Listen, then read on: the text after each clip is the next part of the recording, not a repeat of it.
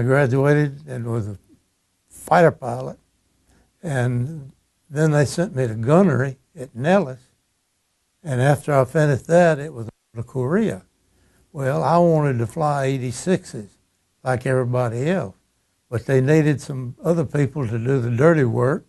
So I became a fighter bomber pilot and flew F-84s for 100 missions.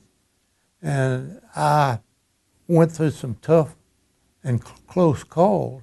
I've had anti-aircraft fire to explode near enough to me, my airplane, that I could hear the explosion, but I never got hit. In 100 missions, I never got even a .30 caliber hole in my airplane. And I thank God for that, because certainly my guardian angels were watching over me, because sometimes we'd go on a mission and we'd be down on the dirt doing bombing and napalm and strafing, and the 86s were supposed to be up here protecting us from the MiG. At times there were MiGs, 86s, 84s, and just a big gaggle going on. And I got damage on one MiG in 100 missions. One day I was down here doing something, and this MiG made a pass on me, and he overshot me. And when he did, I just pulled up on him and started peppering him. Well, I hit him in the tail, and after a few rounds hit him, I guess, he went straight up. And they were going to make a tanker pilot out of me, flying gas stations.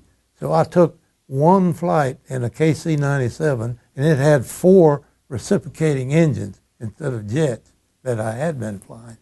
And I took one flight in that thing, and I said, this is not for me.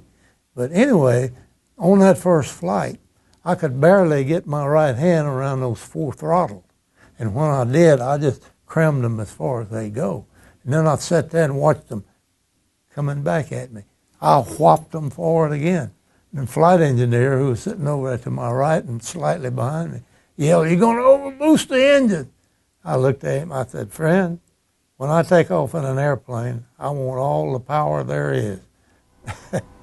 What would you tell the youngsters today? Well, like he said, don't expect someone to give you something. Realize that anything that you have, anything that you accomplish in this world, you're going to have to get out there and sweat and drub and work for it. Because God honors work. He says it's honorable. Every man ought to earn his bread through the sweat of his brow.